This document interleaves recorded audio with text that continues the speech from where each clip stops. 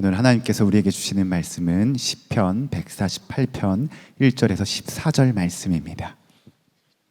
할렐루야. 하늘에서 주님을 찬양하여라. 높은 곳에서 주님을 찬양하여라.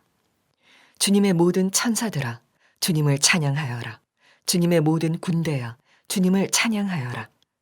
해와 달아, 주님을 찬양하여라. 빛나는 별들아, 모두 다 주님을 찬양하여라. 하늘 위의 하늘아, 주님을 찬양하여라. 하늘 위에 있는 물아, 주님을 찬양하여라. 너희가 주님의 명을 따라서 창조되었으니 너희는 그 이름을 찬양하여라. 너희가 앉을 영원한 자리를 정하여 주시고 지켜야 할 법칙을 주셨다.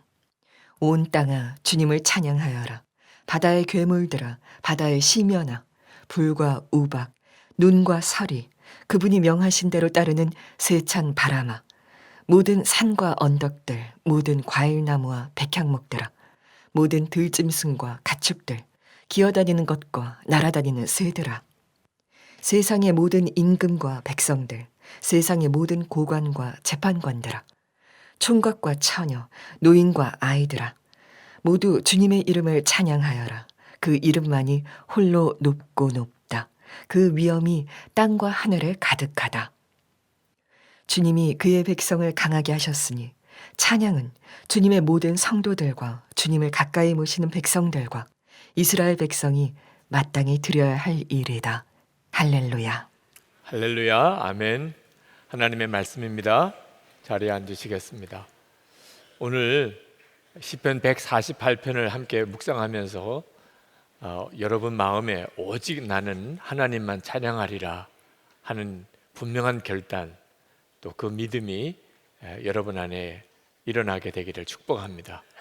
그것이 하나님을 정말 잘 믿는 것이고, 그리고 우리에게 정말 복이 되는 일입니다. 시편 148편에서도 하나님을 찬양하라는 말씀이 계속 나오는데 1절, 2절에서는 하늘에 있는 천군과 천사들에게 하나님을 찬양하라고 합니다. 3절, 4절에 내려오면 해와 달과 별들에게 하나님을 찬양하라고 말합니다. 3절에 보면 해와 달아 주님을 찬양하여라. 빛나는 별들아 모두 다 주님을 찬양하여라. 4절에 하늘 위에 하늘아 주님을 찬양하여라. 하늘 위에 있는 물아 주님을 찬양하여라. 하늘에 있는 천군과 천사에게 하나님을 찬양하라는 말은 충분히 이해가 되는데, 해와 달과 별들에게 하나님을 찬양하라는 것은 잘 안 맞잖아요. 그거는 생명이 있는 물체가 아니니까. 그러나 시편 기자가 말하는 찬양은 단순히 우리가 목소리로, 입으로 하나님께 노래 부르는 것을 말하는 것이 아닙니다. 해와 달과 별, 이 우주에 있는 모든 만물들이 다 하나님이 창조하신 것입니다. 하나님이 창조하신 그 피조물 속에는 하나님의 영광이 드러나 있습니다. 그러니까 하나님이 창조하신 피조물들은 존재 자체가 하나님을 향한 찬양입니다. 5절에 보면 너희가 주님의 명을 따라서 창조되었으니 너희는 그 이름을 찬양하여라, 그렇게 말씀합니다. 그러니까 하나님이 창조하신 모든 피조물은 하나님의 영광을 드러내고 있고 그 자체가 하나님을 찬양하는 것이라는 겁니다. 6절에 보면 너희가 앉을 영원한 자리를 정하여 주시고 지켜야 할 법칙을 주셨다. 하나님은 온 우주 만물을 창조하시고 그들이 있을 자리를 정해 두시고 그들이 운행하는 법칙도 정해 두셨습니다. 우리가 살고 있는 이 지구는 아주 많은 별들이 함께 모여있는 은하계, 거기에 크지도 작지도 않은 중간 크기의 혹성입니다. 그런데 우리가 속해 있는 이 은하계 수십억 개가 이 우주에 있다고 합니다. 그러니 이 우주에는 별들이 얼마나 많이 있겠습니까? 근데 그 별들이 다 가만히 있는 것이 아니고 다 공전합니다. 움직이고 있습니다. 근데 그 별들이 정확하게 하나님의 정하신 법칙대로 움직이고 있기에 그 엄청난 별들이 움직이는데도 우주가 편안한 것입니다. 하나님이 창조하지 않았다면 있을 수가 없는 일이죠. 하나님이 온 우주 모든 만물들을 다 창조하시고 그 자리를 정하시고 그들이 움직이는 모든 법칙을 정해 두셨습니다. 그래서 7절에서 10절에 보면 땅의 모든 만물들, 바다에 사는 생물들, 깊은 바다의 심연, 불과 우박, 눈과 서리, 세찬 바람, 모든 산과 언덕들, 모든 과일나무와 백향목들, 모든 들짐승과 가축들, 기어다니는 것과 날아다니는 새들에게 하나님을 찬양하라고 말한 겁니다. 하나님이 창조하셨다는 거죠. 이 온 우주 만물들이 다 오직 하나님을 찬양해야 한다는 겁니다. 자, 시편 기자가 이렇게 말하는 것은 하나님이 창조하셨다는 것을 강조하는 뜻이 분명히 있습니다. 온 우주 만물은 다 하나님이 창조하신 것이니까 다 하나님을 찬양하고 있다는 거죠. 그러나 그 고백 속에는 또 어떤 의미가 있느냐 하면 하나님이 창조하신 피조물을 창조하지 말라는 것입니다. 찬양하지 말라는 것입니다. 하나님이 만드신 피조물을 찬양하고 예배하는 것이 하나님을 믿지 않는 어리석은 사람들의 행동입니다. 하나님이 창조하신 것입니다. 하나님의 피조물입니다. 그들이 하나님을 찬양해야 하지. 우리가 그 피조물을 찬양하고 예배하는 것은 무서운 죄에 해당된다는 것입니다. 하나님을 믿지 않는 사람들이기 때문에 자기들이 얼마나 무서운 죄를 짓고 있는지를 모르는 것이 안타깝지요. 그러니까 해를 보고 신이라고 하고, 달을 보고 섬기고, 별들을 보고 섬기고, 큰 산을 보면, 그리고 바다를 보면 거기에 신이 있는 것 같고, 아주 오래된 나무에 거기에 신이 있는 것 같고, 그래서 거기다가 복을 달라고 빌고, 동물의 형상을 만들어 놓고 거기다가 절하고 제사하는 것이 우상 숭배인 것입니다. 이 우주에 있는 모든 것들이 다 오직 하나님만을 찬양해야 한다는 말은 절대로 우상 숭배해서는 안 된다는, 하나님이 만든 피조물을 섬기거나 예배해서는 안 된다는 것입니다. 그 배후에는 무서운 마귀의 계략이 있습니다. 사람들의 보기에 그럴듯해 보이고 엄청난 커 보이면 거기에 섬기고 절하려고 하는 충동을 받게 됩니다. 마귀가 그렇게 충동하는 겁니다. 마귀는 하나님의 영광을 가로채기를 원합니다. 그래서 자기가 섬김을 받기를 원합니다. 마귀가 교묘하게 사람들의 마음을 어리석게 하여서 하나님이 만드신 피조물을 하나님처럼 섬기게 만드는 것입니다. 이것은 정말 두려운 일입니다. 그래서 하나님이 우상 숭배를 그렇게 금하신 것입니다. 근데 여러분, 우리는 하나님을 믿습니다. 우리는 동물의 형상이나 해와 달을 섬기는 사람은 아닙니다. 그러나 역시 우리에게도 우상 숭배는 매우 중요한 문제입니다. 하나님을 믿는다고 하는 우리들에게도 우상 숭배의 죄가 있습니다. 골로새서 3장 5절에 보면은 탐심이 우상 숭배라고 그랬습니다. 돈, 종이 조각에 불과할 만큼 정말 어떻게 보면 아무것도 아닌 것 보이는 그 돈이 사람들의 섬김을 받고 하나님을 믿는 성도들의 마음에도 동일하게 탐심으로 역사합니다. 돈이 좋은 걸 어떻게 해요? 돈이 힘이 있다고 믿어지는데 어떡합니까? 예수님께서 돈이 하나님과 함께 그렇게 섬김을 받을 수 있는 대상이라고 말씀하셨습니다. 마태복음 6장 24절에 너희가 하나님과 재물을 겸하여 섬기지 못하리라. 디모데전서 6장 10절에는 돈을 사랑함이 일만하게 뿌리가 되나니 이것을 탐내는 자들은 미혹을 받아 믿음에서 떠나 많은 근심으로써 자기를 찔렀도다. 성도들 안에도 돈을 사랑하는 마음, 그리고 그 돈을 탐내는 마음이 있습니다. 여러분은 그것이 해결되셨습니까? 여러분은 오직 나는 하나님만 믿고 섬긴다고 그렇게 고백하려면 여러분 안에 돈에 대한 탐심이 해결되어야 하는 것입니다. 롯의 아내 탐심 때문에 소금 기둥 되었습니다. 초대교회의 아나니아와 삽비라 부부는 탐심을 품는 바람에 하나님 앞에 헌금하는 자리에서 그들은 죽어나갔습니다. 탐심은 정말 무서운 것인 것을 알아야 합니다. 그런데 여전히 내가 돈을 사랑하고 돈에 대한 욕심이 해결되지 않는다면 그건 무슨 뜻이죠?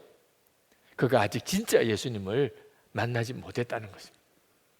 우리가 예수님을 정말 만났는지 아닌지는 기준이 분명합니다. 예수님이 돈보다 더 좋아지는 것입니다. 삭개오가 예수님을 만나고 그는 자기가 가지고 있는 재산 다 나눠주었습니다. 그런 분이 예수님이십니다. 나는 오직 주님만을 찬양하고 주님만 예배할 것이라. 돈은 어떻게 되겠느냐? 여러분 스스로가 여러분 자신을 점검해야 합니다. 예수님을 믿고 하나님을 예배한다고 하는 우리들에게 있는 또 하나의 우상이 있는데 그것이 바로 유력한 사람을 섬기는 것입니다. 사람에 대해서 우리가 가지고 있는 예배하는 마음, 사람을 의지하는 마음입니다. 그것이 또한 우리가 정말 극복해야 될 우상 숭배입니다. 사도행전 12장에 보면 헤롯이 백성들 앞에서 연설을 하는데 어떤 사람이 아주 아부성 발언을 했습니다. 이것은 신의 소리요 사람의 소리가 아니라. 그런 말을 들었을 때 헤롯이 기분이 좋았습니다. 하나님의 영광을 가로챘습니다. 그때 하나님의 천사가 헤롯을 쳐서 벌레가 헤롯을 파먹어 죽었습니다. 하나님의 영광을 가로채는 것 얼마나 무서운가를 알아야 합니다. 사도행전 14장에 보면 사도 바울이 루스드라에서 복음을 전할 때 나면서 걷지 못한 자를 예수님의 이름으로 그가 일으켜 세웠습니다. 그런 기적이 일어나게 되니까 루스드라에 있는 사람들이 이 바울과 바나바를 신으로 여기고 그 바울과 바나바에게 제사를 드리려고 했습니다. 그때 바울이 소리를 지르면서 이렇게 말했습니다. 사도행전 14장 15절 여러분이 어찌하여 이러한 일을 하느냐? 우리도 여러분과 같은 성정을 가진 사람이라. 여러분에게 복음을 전하는 것은 이런 헛된 일을 버리고 천지와 바다와 그 가운데 만물을 지으시고 살아계신 하나님께로 돌아오게 함이라. 사람을 의지하고 사람을 섬기는 일, 이런 어리석은 일을 버리라는 거예요. 우리가 진짜 하나님을 믿게 되면, 예수님을 만나게 되면 사람은 사랑할 대상이죠. 사람은 사랑할 대상이지 사람을 섬기거나 그를 하나님처럼 의지하게 되지 않습니다. 시편 기자는 하나님이 우리를 강하게 하신다고 말씀하셨어요. 이스라엘 백성을 그렇게 하신다고 말씀하셨어요. 시편 14절에 148편 14절에 주님이 그의 백성을 강하게 하셨으니 찬양은 주님의 모든 성도들과 주님을 가까이 모시는 백성들과 이스라엘 백성이 마땅히 드려야 할 일이라. 할렐루야 그랬습니다. 우리가 강해질 때, 성공했다고 느낄 때, 사람들이 우리를 주목할 때 알아야 합니다. 하나님이 하신 것입니다.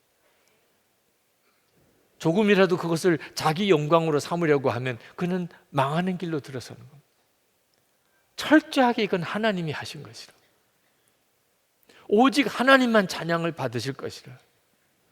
이 믿음이 있어야 그 사람이 진짜 하나님을 믿는 사람입니다. 그러므로 오직 하나님을 찬양하고 하나님께만 예배하겠다는 믿음은 참으로 놀라운 것입니다. 그건 정말 복이 있는 것입니다. 그가 진짜 하나님을 믿는 사람이라는 증거이기 때문에 그렇습니다. 배워서 아는 하나님, 들어서 아는 하나님으로는 절대로 그렇게 할 수가 없습니다. 오직 하나님만 예배하겠다고 하는 이 고백은 내 목숨을 걸어야 되는 것이기 때문에 그렇습니다. 초대교회 때 왜 예수 믿는 사람들을 로마 황제가 그렇게 핍박하고 죽였습니까? 오직 하나님만 예배하겠다고 하기 때문에 그랬던 것입니다. 로마 황제를 숭배하지 아니하고 황제를 우상 숭배하지 아니하고 나에게는 진짜 주님이 있다. 나는 오직 하나님만 예배할 것이다. 그 말에 로마 황제가 격분한 것입니다. 기독교인들은 아무 힘이 없었습니다. 감옥에 끌고 가면 끌려갔습니다. 재산 뺐으면 다 뺏겼습니다. 죽이면 그냥 죽임을 당했어요. 누구도 대항하지 않았습니다. 그런 참으로 약해 보이는 기독교인들을 왜 그렇게 무자비하게 죽인 겁니까? 오직 하나님만 예배하겠다는 말이 로마 황제에게는 두려운 고백이었다는 거예요. 죽어가면서까지 하나님을 고백하겠다고 하니 더 두려웠던 것입니다. 저 북한 정권이 왜 예수 믿는 기독교인들을 그렇게 핍박하는 것입니까? 우리는 오직 하나님만 예배하겠다고 하는 것이 두려운 것입니다. 그러므로 들어서 아는 하나님, 배워서 아는 하나님, 그런 하나님으로 절대로 나는 하나님만 예배합니다 이렇게 고백 못합니다. 하나님을 만난 사람, 진짜 하나님과 친밀히 동행하는 그런 믿음의 눈이 뜨인 사람만이 나는 오직 하나님만 예배할 것입니다. 더 이상 내게는 우상이 없습니다. 돈, 사람, 더 이상 내게는 더 이상 섬김의 대상이 아닙니다. 이런 고백이 우리에게 있어야 합니다. 저는 2011년, 벌써 한 10년 가까워집니다. 2011년 임원 훈련 때에 우리 교회 담임 목사님을 좀 바꾸자고 제안했습니다. 사람이 유기성 목사가 더 이상 이 교회 담임 목사가 아니고 예수 그리스도께서 우리 교회 담임 목사가 되게 하자고 제안했습니다. 여러분 동의하십니까? 예수님께서 이 교회의 주인이십니다. 그게 우리의 고백이잖아요. 예수님이 우리와 함께 계십니다. 그러면 우리 교회는 당연히 예수님이 담임 목사님이지 사람인 제가 담임 목사여야 되겠습니까? 저는 벌써부터 그런 생각이 들었습니다. 교회 담임자는 사람이어서는 안 된다. 예수님이 진짜 교회 주인이셔야 된다. 그래서 우리 예수님을 담임 목사님으로 하자고 하는 마음은 있었지만 그걸 선언할 자신은 없었습니다. 왜냐하면 실제로 그런 뜻을 가지고 교회를 예수님이 담임자가 되시도록, 예수님이 진짜 주인이 되시도록 그렇게 목회를 시도해 보신 분들이 여러분이 계셨습니다. 그러나 성공적인 사례는 저는 거의 들어보지 못했습니다. 아니, 예수님이 교회 담임 목사가 되시는 일이 왜 그렇게 어려운 일입니까? 실제로 목사도, 교인들도 예수님께서 정말 우리와 함께 계시는 것이 믿어지고, 주님이 말씀하시면 그걸 알아듣고 주님이 이끄시는 대로 따라갈 수 있게 되어야 예수님이 담임 목사님이 되시는 거죠. 예수님이 진짜 우리와 함께 계시는지를 잘 모르겠어요. 보이지 않으시니까 믿어지지도 않을 때가 있어요. 주님이 뭐라고 하시는지 도무지 알아들을 수가 없어요. 그런데 어떻게 예수님이 담임 목사가 되십니까? 그냥 우리들끼리 의논해서 그저 의견이 많은 쪽으로 결정하고 나가는 거죠. 결국은 목사 뜻대로, 결국은 장로님 뜻대로 그렇게 되어지는 거죠. 우리가 늘 보고 있는 교회입니다. 그런데 2011년에는 어떻게 예수님을 담임 목사님으로 하십시다 이런 제안을 할 수 있었을까요? 그 해부터 예수 동행 일기를 쓴 거예요. 24시간 주님을 바라봅시다. 아침에 눈 뜰 때부터 밤에 잘 때까지 항상 주님을 생각하며 살아보고 그걸 매일 일기로 써봅시다. 그 일을 한 1년 동안 했습니다. 그리고 난 다음에 제 마음속에 되겠구나, 이게 되겠구나. 예수님이 우리와 함께 계시다는 것을 온 교우들이 다 믿을 수 있는 역사가 일어날 수 있겠구나. 주님께 귀를 기울이고 항상 주님을 의식하는 일이 가능하겠구나. 그래서 그해 우리 예수님 이제 우리 교회 담임 목사님이십니다. 그렇게 선포했었어요. 담임 목사님 생신이 다가옵니다. 지금.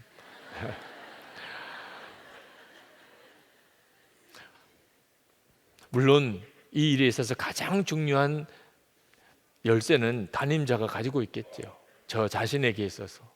그래서 제가 24시간 주님을 바라보며 그것을 매일 일기로 쓰고 그것을 우리 부목사님들과 장로님들과 우리 선교사님들과 계속 나누려고 하는 것입니다. 저 자신이 주님을 계속 바라보지 않는다면 어떻게 선한목자교회가 예수님이 진짜 담임 목사인 교회가 될 수 있겠습니까? 그러나 목사만 그렇게 한다고 되겠습니까?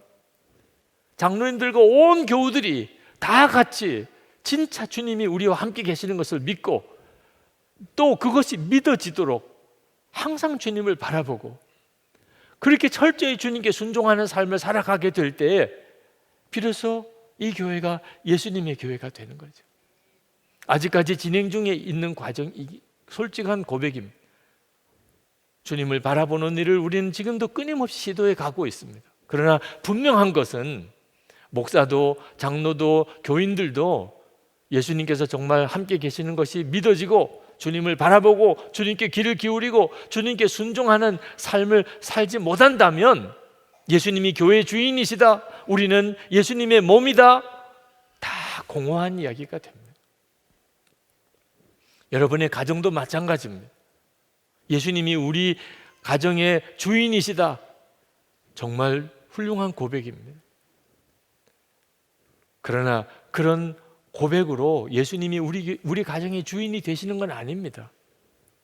가족들 모두가 다 예수님께서 우리 가정에 정말 임재해 계신 것이 믿어질 때, 온 가족들이 주님께 다 귀를 기울이고 주님께서 하자고 하시는 대로 그대로 다 순종하게 될 때 예수님은 우리 가정의 주인이시 되겠. 우리 집은 예수님의 가정이 되는 것입니다. 우리가 그렇게 정말 주님을 알고 주님과 친밀히 동행하는 일이 가능할까요? 여러 번 제가 말씀을 드리지만 물론입니다. 물론 우리 모두가 다 주님을 알고 주님과 동행하고 그렇게 친밀히 동행하는 일이 가능해요. 성경에 보면 하나님과 동행했던 사람으로 에녹이라는 사람이 나옵니다. 창세기 5장 24절에 에녹이 하나님과 동행하더니 하나님이 그를 데려가심으로 세상에 있지 아니하였더라. 유다서를 읽어보면 에녹은 선지자였습니다. 하나님의 마지막 심판을 에녹은 보았어요. 우리 주님이 재림하실 때를 에녹은 이미 보았어요. 하나님이 다 보여주셨어요. 하나님과 친밀히 동행하는 사람이었기 때문에, 하나님이 에녹을 정말 믿을 수 있었기 때문에 그 모든 비밀을 다 보여주셨어요. 아니 도대체 에녹은 어떤 사람이었길래 하나님과 그렇게 친밀히 동행할 수 있었을까요? 하나님은 어떻게 했길래 에녹에게는 그렇게 놀랍게 역사하셨을까요? 성경은 말합니다. 에녹이 살았을 때 하나님을 기쁘시게 했었다는 거예요. 히브리서 11장 5절에 믿음으로 에녹은 죽음을 보지 않고 옮겨졌으니 하나님이 그를 옮기심으로 다시 보이지 아니하셨느니라. 그는 옮겨지기 전에 하나님을 기쁘시게 하는 자라 하는 증거를 받았느니라. 에녹은 하나님을 기쁘시게 하는 자라는 증거를 받았대요. 여러분, 우리가 하나님을 기쁘시게 해드리는 자가 된다면 하나님과 친밀한 동행하는 일은 성경이 약속하신 거예요. 어떻게 도대체 우리가 하나님을 기쁘시게 해드릴 수 있을까요? 너무나 멀리만 계신 분 같고 우리가 가까이 하기엔 너무 어려우신 분인데 어떻게 하나님을 기쁘시게 할 수 있을까요? 우리가 무슨 훌륭한 일을 해야 될까요? 정말 죄 안 짓고 그렇게 완벽하게 살아야 되는 걸까요? 여러분, 아주 까다롭고 아주 근엄하고 아주 또 엄격한 할아버지가 있다고 합시다. 그런데 그 손자에게는 그냥 할아버지일 뿐이에요. 그 어린 손자가 할아버지 하면서 그렇게 까다롭고 엄격하고 굳은 얼굴을 가지고 있는 할아버지에게 다가가면 할아버지가 다 흐물흐물 풀어집니다. 그렇게 다른 사람에겐 까다로우신 분이, 그렇게 다른 사람에게 다 엄한 분이 어린 손자가 할아버지하고 다가오면 그만 얼굴이 확 펴지고 그리고 그렇게 다정다감하게 그 아이를 안아주잖아요. 이 어린 아이가 할아버지가 누군지를 몰라요. 그 어린 아이가 할아버지에게 뭐 특별히 좋은 일 해준 것도 없어요. 그냥 할아버지가 할아버지니까. 그래서 그 아이가 할아버지에게 가까이 다가가는 거죠. 에녹이 그랬어요. 에녹은 하나님에 대하여 그런 마음의 친밀함, 하나님과 가까이 하고 싶은 마음이 있었던 거예요. 에녹은 그렇게 하나님께 나아갔어요. 하나님은 그런 에녹을 기뻐하셨어요. 하나님이 정말 우리가 그렇게 하나님께 가까이 다가가면 하나님이 우리를 그렇게 기뻐 반겨주실까? 내게도 그렇게 하실까? 여러분, 어디 가서 정말 마음에 드는 좋은 물건을 보면 어떤 대가를 지불해서라도 진짜 마음에 들면 사게 돼 있어요.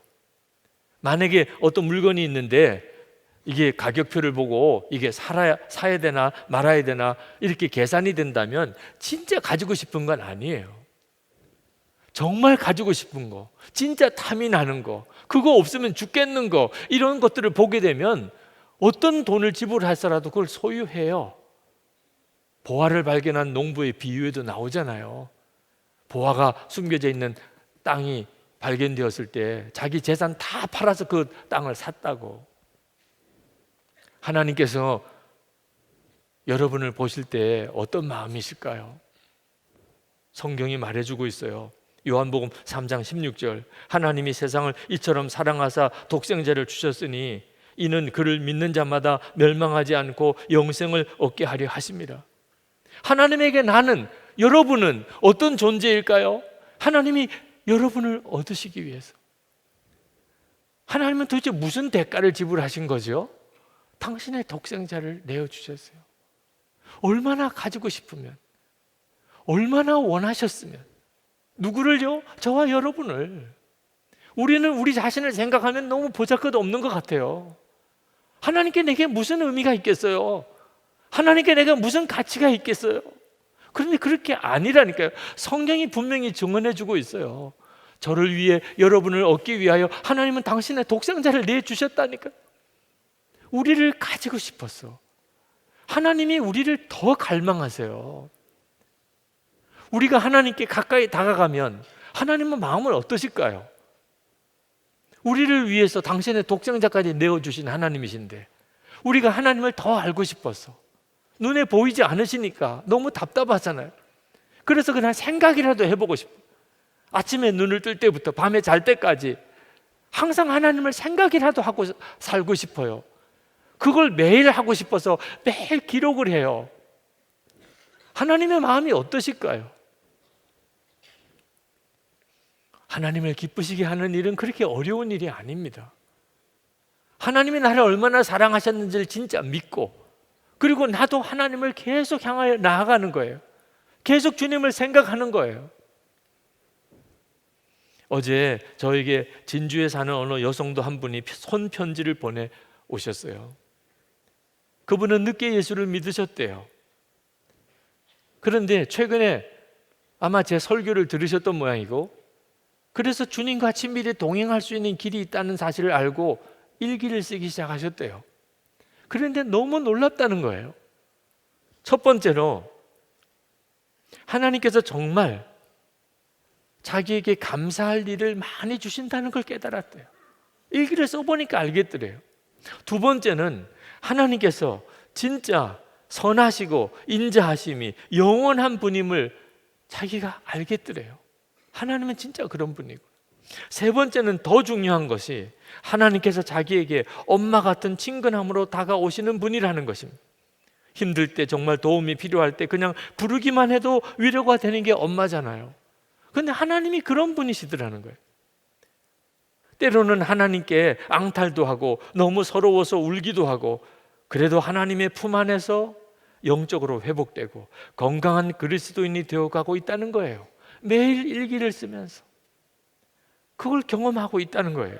전에는 영의 눈이 어두워서 항상 함께 계시는 하나님을 알 수가 없었는데 지금은 자기와 동행하시고 때때로는 잔소리도 해주시고 때로는 침묵으로, 때로는 징계로, 그러나 분명히 사랑하고 계심을 알게 하셨다는 것입니다. 그래서 너무나 감사하다고 아주 길게 손으로 편지를 써 보내주셨어요. 왜 이런 일이 벌어지지요? 하나님이 우리를 먼저 사랑하시니까, 너무나 사랑하시니까. 우리가 조금이라도 하나님께 마음을 열기 시작하면 하나님의 놀라우신 은혜와 사랑을 다 누리게 된다니까. 우리가 이렇게 하나님을 사랑하게 되는 것이, 하나님을 더 알게 되는 것이 하나님의 기쁨이에요. 여러분 혹시 나이가 드신 분 중에 이제 나는 나이가 너무 많이 들어서 이제는 할 것도 아무것도 없어.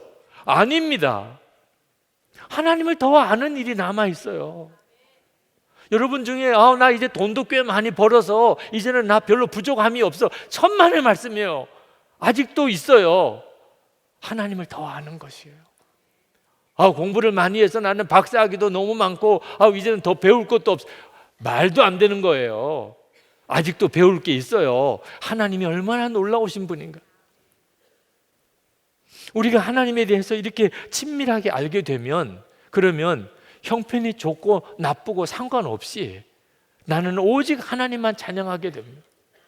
다니엘의 세 친구 우상에게 절하지 않는 바람에 풀무불 속에 던짐을 받게 됐습니다.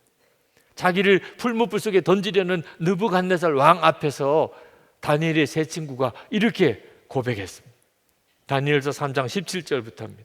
왕이요, 우리가 섬기는 하나님이 계시다면 우리를 맹렬히 타는 풀무불 가운데에서 능히 건져내시겠고 왕의 손에서도 건져내시리이다.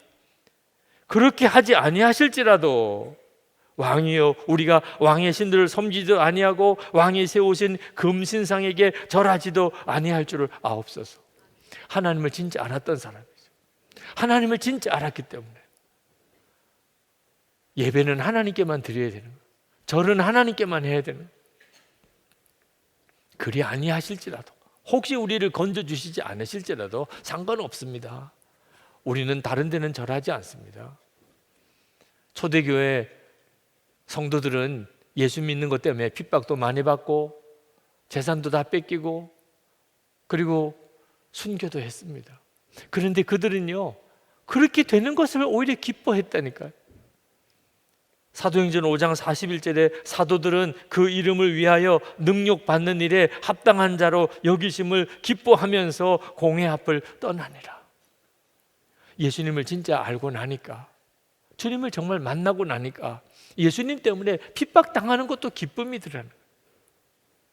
이 은혜가 여러분에게 또 저에게 하나님은 부어주시기를 원하세요. 여러분, 하나님이 나 사랑하시는 거 나 잘 모르겠어, 하나님이 지금도 나와 함께 계신 거 나 정말 믿어지지 않아, 그러신 분이 있으십니까? 여러분, 오늘 성찬을 받습니다. 하나님이 우리를 얼마나 사랑하시는지, 주님은 이것이 내 살이라, 이것은 내 피라 하고 우리에게 주십니다. 그러면 충분하잖아요. 예수님께서 나와 하나가 되어주시고 내 생명이 되셨으니 그러면 충분하죠. 천지를 지으신 하나님이신데 우리가 하나님께 드릴 응답은 오직 하나예요. 저는 오직 하나님만 예배하고 살겠습니다. 저는 오직 하나님만 찬양하는 사람이 되겠습니다. 그동안에 나도 모르는 사이에 마음에 돈 문제로 인한 갈등, 하나님보다 돈을 더 의지하는 것 같은 내 마음에 시험이 있었습니다. 사람이 더 든든해 보여요. 괜히 사람을 더 의지하는 마음의 시험이 있었습니다.